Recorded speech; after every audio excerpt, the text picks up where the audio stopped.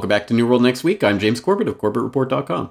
And I'm James Evan Pilato of MediaMonarchy.com. Israeli company helps the FBI hack the iPhone, and the open source Brussels investigation. Those stories. But first, Japan ships weapons-grade plutonium back to the U.S. We grabbed this story from Reuters a few days ago. Japan will load weapons-grade plutonium onto a ship as early as this weekend to send to the United States in what will be the largest such shipment of the highly dangerous material since 1992. Greenpeace announced this last Friday. The shipment of 331 kilograms of plutonium, enough to make about 50 nuclear weapons, will be loaded in Tokaimura, northeast of Tokyo, onto the Pacific Egret, an armed British ship, and transported to the U.S. Department of Energy's Savannah River site in South Carolina. Shipments of plutonium are highly sensitive because the material can be used in advanced nuclear weapons or as a so-called dirty bomb. In Japan, public sensitivity is also high because the country is the only nation to be bombed with nuclear weapons. The U.S. Embassy in Tokyo declined to comment, but the shipment is a tiny portion of the nearly 50 tons of plutonium Japan holds. Most of Japan's plutonium comes reprocessing spent nuclear fuel burned in the country's reactors. All but 2 of Japan's reactors have been shut down, of course, since Fukushima, nearly now over, 5 years ago. The plutonium being shipped was supplied by the United States, the United Kingdom, and France for the Japan Atomic Energy Agency's Fast Critical Assembly project in Tokaimura, according this to the International Panel on Fissile Materials. The agreement to transfer the material to the U.S. was reached back in March of 2014, and a spokesman at the Japanese Atomic Agency declined to comment. So that story, James, tells a more complete story, but I have a more recent article that we'll include in the show notes that shows, guess what? The ship has already sailed. It sailed yesterday, March 22nd, as we are taping this on March 23rd, 2016. So, James, we often talk about trains carrying, tar and oil and all these other things. We're surrounded by potential disasters, aren't we? We are, and there's so many different nuggets in this story, one of which being that the 331 kilograms of plutonium in question here is a tiny fraction, as this article admits, of the 50 tons of weapons-grade plutonium that Japan has. And this 331 kilograms was supplied as part of this program, supposedly, blah, blah, blah, and that's why it's being shipped back. What about the rest of the 50 tons of weapons-grade plutonium? Where did it come from? Why does Japan, a nuclear weapons-free country, one that's obviously completely forsworn nuclear weapons and has made a big deal of that on the international stage for many, many, many decades, for obvious reasons, why do they have weapons-grade plutonium? How did they get that weapons-grade plutonium in the first place? If you are interested in those questions, I have answers. Interview 501 that I conducted back 4 years ago with Joe Trento of the National Security News Service, where we talked about his 20-plus year investigation into the completely, utterly illegal and secret program between the Japan and the U.S. That started in the Reagan era in the 1980s to provide Japan with plutonium separation technology, breeder reactor research, and access to the Savannah and Hanford nuclear sites in the United States. An extremely important story. I hope people will rewatch that interview and read the report itself. Again, a 20-plus year investigation that uncovered all the documents into that. Again, completely illegal program. Totally broke U.S. laws, Japanese laws, and international treaties about the handling of such materials and technologies. But there you go, folks. The entire Japanese nuclear energy industry was and is a cover for a nuclear weapons program. And that is 100% laid out in that article. So that's what is underlying this story. That's the excluded piece that they're not going to talk about. And oh, by the way, the NSNS, the National Security News Service, estimate at the time of the 2012 report was that Japan had 70 tons of plutonium, not 50. And you mentioned Hanford. That's, of course, making a big mess up here in the Pacific Northwest area. And we've talked to guys both, I think, at Media Monarchy, and even when I used to produce Ground Zero, we talked to some folks from the Hanford Challenge. So again, we'll include those show notes just like we include everything that we note on these episodes down in the show notes. And our second story this week, James, is the one now everybody is talking about. Israel's Cellebrite revealed as company helping FBI hack iPhone encryption. This comes, of course, from Zero Hedge. In the aftermath of the FBI's surprising request this past Monday to postpone a hearing in its legal crusade to unlock Apple's cell phones, many wondered who it was that had succeeded in penetrating the supposedly unhackable smartphone. Earlier today, Reuters provided the answer. The FBI's effort is being assisted by Israel's Cellebrite, a provider of mobile forensic software, which is now helping the feds in their attempt to unlock an iPhone used by one of the San Bernardino, California shooters. This all reported today by the Yedioth Ahronoth newspaper in Israel. If Cellebrite succeeds, then the FBI will no longer need the help of Apple Incorporated, the Israeli Daily said, citing unnamed industry sources. It will also mean that the entire Apple stand for privacy and consumer rights was one big, shocking theatrical spectacle, as both parties involved were clearly aware the iPhone can be penetrated, but all it takes are the right tools, and wouldn't you know it, those right tools have been found in Israel. This becomes a recurring mantra. Cellebrite officials declined to comment on the matter. So Cellebrite, James, I knew it was all those... Oh, wait a second. They're a subsidiary of a Japanese corporation called Suncorp. Cellebrite, a subsidiary of Japan's Suncorp, has its revenue split between two businesses, a forensic system used by law enforcement, military, and intelligence that retrieves data hidden inside mobile devices, and technology for mobile retailers. The development could bring an abrupt end to the high-stakes legal showdown, which has been a lightning rod for a broader debate on data privacy in the U.S., coincidentally after Apple's latest big product announcement, which was, for all intents and purposes, a major dud. James, but they're going to have nylon watch bands on the new watches. How could that announcement have been a dud?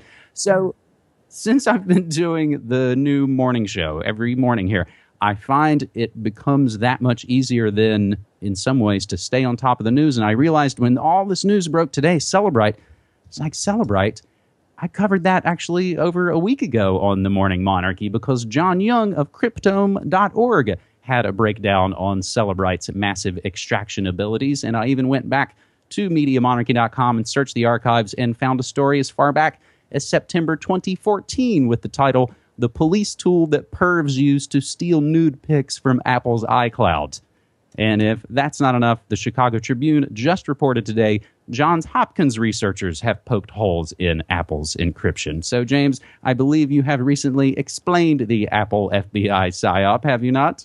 I have, in an editorial for the International Forecaster that's up on my website, and the International Forecaster's website. We'll throw in the link so people can read it for themselves. The long story short is that, of course, this was a PSYOP from the very beginning. The US government does not need Apple to help in any way to collect the data from that phone because they already have it on the NSA servers. We know this because it was revealed live on, I think it was Fox News, in the wake of the Boston bombing. They said, oh yeah, they've been reviewing the phone calls and the messages on the alleged bomber's phone. And they said, well, how did they have that? Oh, the NSA has all of that. They're monitoring it all. That is how NSA whistleblowers like William Binney and others discovered. That's how they knew that the NSA, okay, they've got that operational now. They are collecting all the data in real time.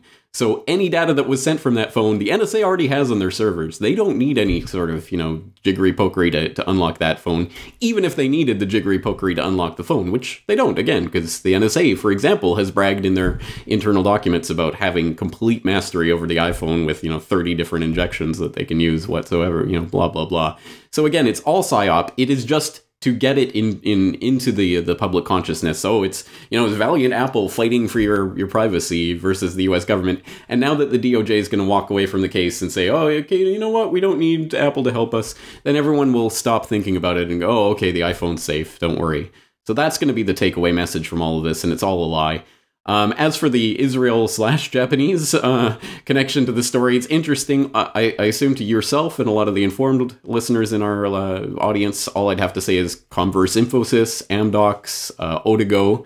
But for people who need that spelled out in more detail, I'll throw in a link in the show notes talking about Carl Cameron's expose on Fox News back in the wake of 9/11 and how the Israeli companies 100% nested into the infrastructure, the technological infrastructure of the telecom systems in the United States.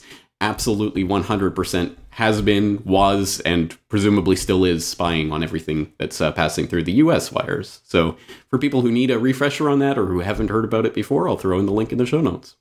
Well, and that is actually, I hadn't even thought about that. That Carl Cameron report from Fox is landmark. I mean, and now that's going back over a decade ago. And so that's actually 2 notes you just made there to Fox News, breaking important news. Probably the only 2, but still, there you go. So our third and final story this week, James, in some way is just kind of a roundup. And unfortunately, you know, it came Tuesday morning, 3:22. I had not only my mom, but also Cassie both text me and say, you said something was going to happen on March 22nd. How did you know? I was like, sadly, in a lot of ways, it's not that difficult. And when you follow the work of even people like Lauren Coleman of Copycat Effect, he had put out many, many times these dates, these signs, these symbols probably point to something going down on March 22nd. So the top of this, James, will just include your open thread on the Brussels attacks. And you have just posted that very recently, so there's still a lot more info to be added in there. However, probably at the top of the heap in a lot of ways, Turkey's Erdogan warned of attacks in Brussels 4 days before the event took place. In an instance of bizarre timing, or perhaps foreknowledge, Turkish President Recep Tayyip Erdogan warned Europe only 4 days ago that it could see terrorist bombings and attacks in its cities in the near future if it does not cease support for and cooperation with Kurdish militants. Interestingly enough, Erdogan mentioned Brussels as a potential target by name. So he said, quote, "There is no reason why the bomb that exploded in Ankara cannot explode in Brussels or any other European city. The snakes you are sleeping with can bite you any time," end quote. So, James, some of the other stories people are floating around today, of course, the bombers were known militants deported from Turkey to Europe, and some other interesting things about some of the CCTV footage purporting to be from the airport attack. Then they find out later, it's like, wait, that's a 2011 footage from Moscow. So even our friend Brock West on Twitter noted, which brings in some ways a lot of this full circle, before knowing any details, a lot of the polls rushed to blame encryption for the Brussels attacks. James, your take on this? Well, I mean, Erdogan coming out 4 days before it saying, you know, this could happen in Brussels does seem like a threat to me, especially because this does line up very well for Turkey, who is, I think, deathly afraid of the idea of peace talks going much further in Syria at the moment, because partition is on the table, and the idea of a Kurdish state of some sort being carved out there is at least being floated, if not considered seriously, and that is anathema to Turkey. So I think Erdogan, you know, he certainly called that attack, didn't he? And as it turns out, one of the bombers, deported from Turkey. And we know Turkey has been up to its eyeballs in supporting Islamic State and terrorist insurgency generally in Syria. So there's a lot of connections there. And, we know that Turkey has also planned on the record about false flag attacks in order to draw in NATO into Syria. So there's so much going on there that I think where there's smoke, there's fire, and hopefully people will continue to uncover that in the open source investigation, the open thread that I have there at corbettreport.com. Link in the show notes again if you haven't seen it yet.